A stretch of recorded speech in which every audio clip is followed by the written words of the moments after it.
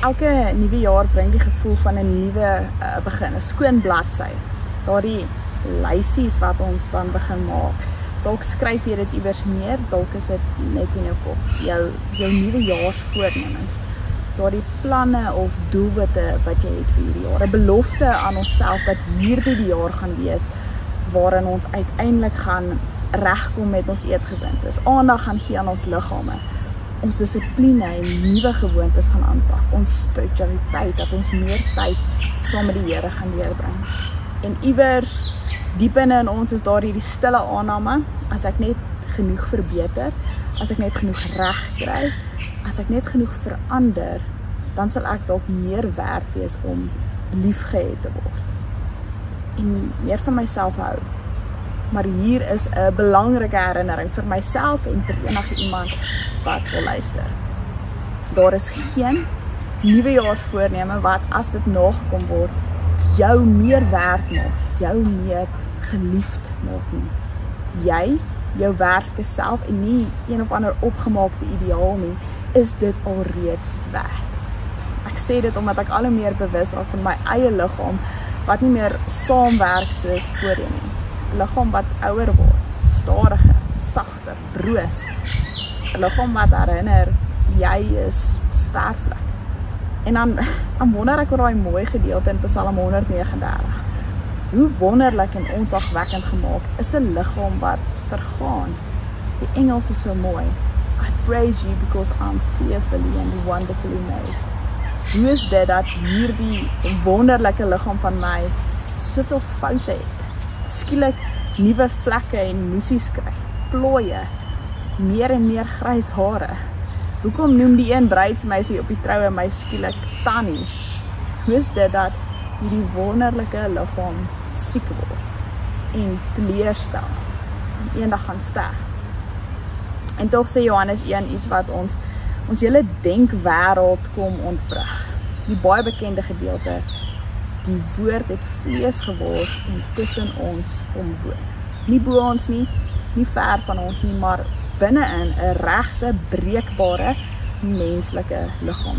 Vandag gaan nie oor hoe om jouself te verbeter nie, vandag gaan oor hoe God jou, net soos jy is, liefhet. So ons lees vandag uit Johannes 1. In hierdie evangelie is daar geen krib nie, geen herders op die oop velde nie, geen engele wat mooi lyk op 'n kerskaartjie nie. Nee, Johannes begin by die begin van alles. In die begin was die woord. In die begin was die woord daar, en die woord was by God, en die woord was self God. Hy was reeds in die begin by God. Alles het deur hom tot stand gekom. Ja, nie 'n enkele ding wat bestaan het sonder hom tot stand gekom nie. In hom was daar lewe, en die lewe was die lig vir die mense. Die lig skyn in die duisternis kon dit nie uitdoof nie. Wat Johannes eintlik sê is, voor enigiets wat jy kan opneem, voor enige iets wat vandag alledaags is, voor enige iets wat jy kan opmors of verloor, of waaroor jy kan spyt wees, was God reeds daar. En dis nie God wat rondsweef alleen, ergens vaag en abstrakt nie, maar God in verhouding, God in beweging, God wat praat, God wat skep.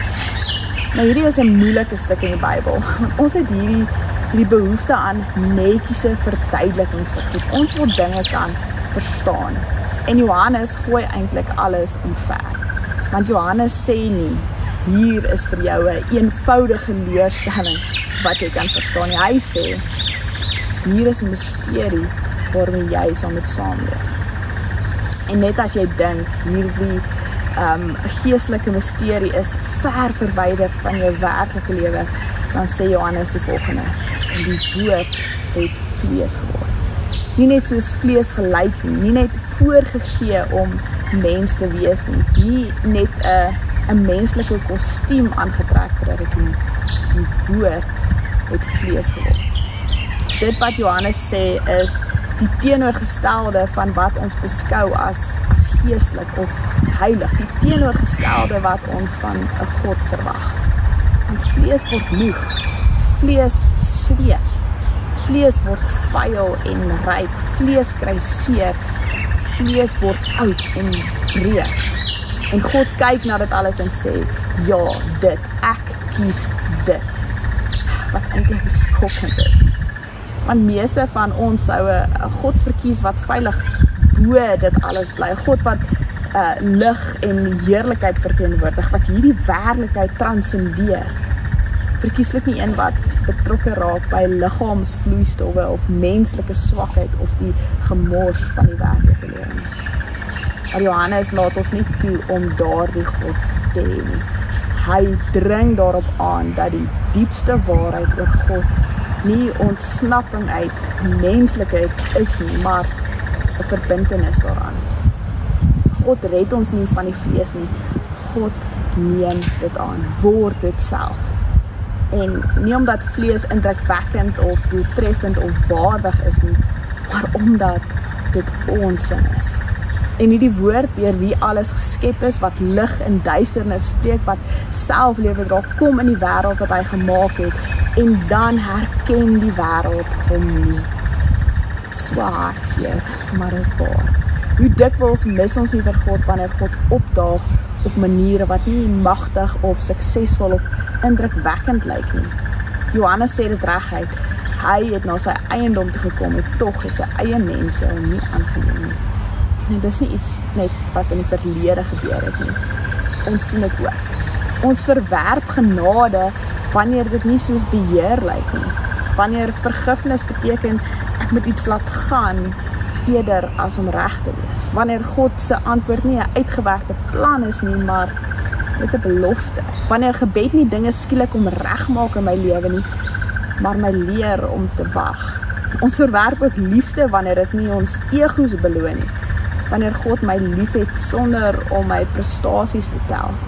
Wanneer liefde my kom ontmasker, wys wie ek regtig is en nie my voorgee bevestig nie. Ons mis God wanneer God vermom is as kwesbaarheid.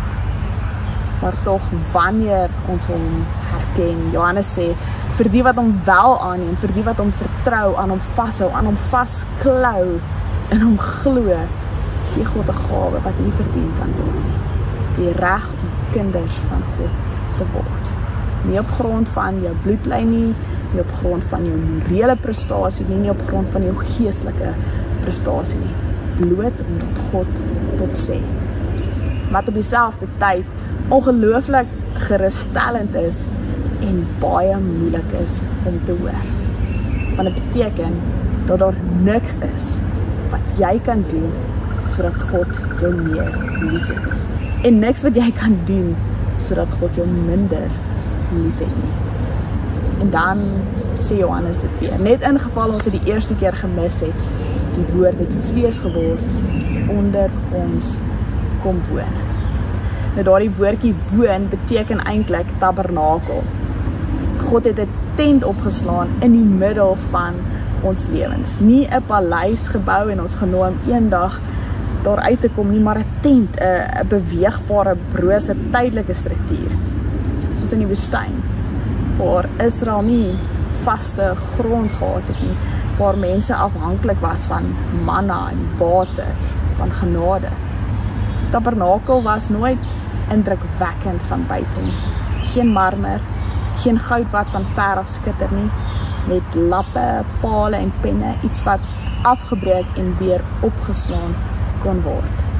En tog het Israel geglo, hier woon God. Nie ver weg nie net in die heilige se lewens nie net wanneer alles ordelik en reg is nie, maar hier, tussen stof en sweet, onsekerheid en afhanklikheid.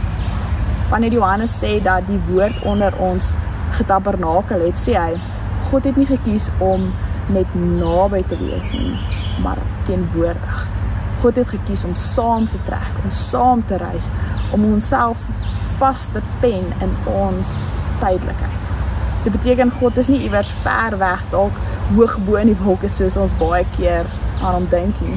Hy observeer nie van 'n afstand nie, hy probeer nie ons van ver af regmaak nie. God het gekom om te bly, om tussen ons te woon en te wees. Saam met ons te eet, saam met ons te ly, saam met ons te bloei, en saam met ons te sterf. En Johannes sê, ons het sy heerlikheid gesien. Wat vreemd is, want as ons aan heerlikheid dink ons aan glans en oorwinning en krag. Maar Johannes verwys na 'n ander soort heerlikheid. Heerlikheid wat soos genade lyk. Heerlikheid wat die waarheid praat. Heerlikheid wat in 'n menslike liggaam verskyn. 'n Liggaam wat moeg word, 'n liggaam wat huil, 'n liggaam wat gebreek word. En Johannes waag dit om te sê, dit is hoe God lyk. So as jy wil weet wie God is, moenie in die abstrakte gaan soek nie. Kyk na Jesus. As jy wil weet hoe God sondaars behandel, moenie raai nie. Kyk na Jesus. As jy wil weet hoe God reageer op swakheid, mislukking en vrees, kyk na Jesus. Want Jesus vertel ons nie net van God nie, Jesus maak God aan ons bekend. Dis hoekom Johannes alles reeds aan die begin sê. Die evangelie is nie geskryf om argumente te wen of teologie-eksamens te slaag. Johannes sê self hoekom hy skryf, sodat julle kan glo en deur te glo lewe kan hê. Lewe. Nie godsdienstige prestasie nie sekerheid nie om altyd reg te wees nie 'n liggaam wat perfek is nie, lewe.